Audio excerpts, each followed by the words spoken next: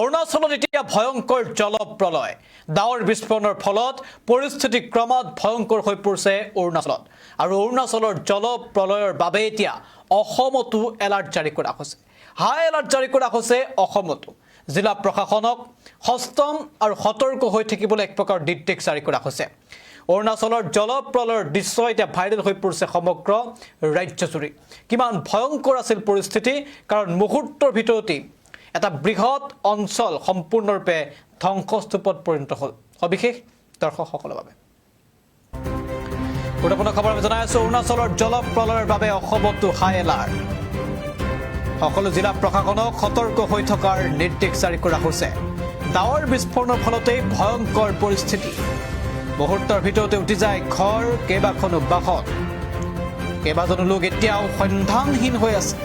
নিপকো জলবিদ্যুৎ প্ৰকল্পৰ বাবে এতিয়া লখিমপুৰত জাৰি কৰা হৈছে সতৰ্কবাণী অৰুণাচলৰ জলপ্ৰলয়ৰ বাবে এতিয়া অসমতো হাই এলাৰ্ট জাৰি কৰা হৈছে কিয়নো দুদিন ধৰি হোৱা নেৰানেপেৰা বৰষুণৰ ফলতে অৰুণাচলত ভয়ংকৰ পৰিস্থিতিৰ উদ্ভৱ হৈছিল দৃশ্যাংশ আমি দেখুৱাইছোঁ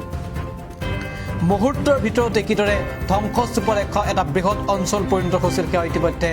আমি বৰ্ণনা কৰিছোঁ সেয়া ইতিমধ্যে ভাইৰেল হৈ পৰিছে দৃশ্য আমি দেখুৱাইছোঁ অৰুণাচল প্ৰদেশত জলপ্ৰলয় হৈছে আৰু অসমতো সতৰ্ক জাৰি কৰা হৈছে আৰু এই ভয়াৱহ বানৰ প্ৰভাৱ ৰাজ্যখনৰ ধেমাজি লখিমপুৰ বিশ্বনাথ শোণিতপুৰত পৰাৰ পূৰ্ণ সম্ভাৱনা আছে ইতিমধ্যে জলবিদ্যুৎ প্ৰকল্পৰ পানীয়ে বান্ধৰ নামনিত প্ৰতি বছৰে সংঘাই ৰূপ ধাৰণ কৰে আৰু এইবাৰো ৰঙানদী নিপকো প্ৰকল্পৰ আৱাসিক এলেকাত কেইবাখনো গাঁওসহ বৃহৎ এলেকা এই পানীৰ কবলত পৰে আৰু ধ্বংসস্তূপত পৰিণত হয় ইতিমধ্যে আমি দৃশ্যাংশ এই মুহূৰ্তত দেখুৱাইছোঁ ইতিমধ্যে নিপকোই খুলি দিছে ৰঙানদী বান্ধৰ দুখন গেট যাৰ বাবে লখিমপুৰ নাওবৈচাত বাঢ়িছে নদীৰ জলস্তৰ নৈপৰীয়াৰ মাজত এতিয়া এক প্ৰকাৰ আতংকৰ সৃষ্টি হৈছে ইতিমধ্যে সতৰ্কবাণীও ইতিমধ্যে জাৰি কৰা হৈছে প্ৰায় 3 ঘণ্টা ধৰি অৰুণাচলত ধাৰাবাহিকভাৱে বৰষুণ হৈছিল আৰু তাৰ পিছতেই অৰুণাচলৰ পাহাৰীয়া ইয়াজেলি আৰু পানৈয়ৰত ইতিমধ্যে জলবিদ্যুৎ প্ৰকল্পৰ নিপকো কলনীৰ প্ৰায় 30টা বাসগৃহ পানীয়ে উটুৱাই দিয়ে আৰু আকস্মিক বানত কেইবাজনো লোক উটি যায় এখন গাঁওখনৰ নাম হৈছে পুছা এই গাঁওখন সম্পূৰ্ণৰূপে বিধ্বস্ত হৈছে গাঁওখনৰ ঘৰ দুৱাৰ উটি গৈছে ৰাজপথৰ কোনো চিনেই নাই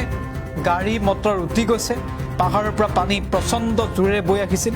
আৰু মুহূৰ্তৰ ভিতৰতে সকলো শেষ কৰি থৈ যায় ইতিমধ্যে তাৰপিছতে নিপকৈ পানী খুলিবলৈ বাধ্য হৈছে গেট খুলিবলৈ যাৰ ৰঙা নদী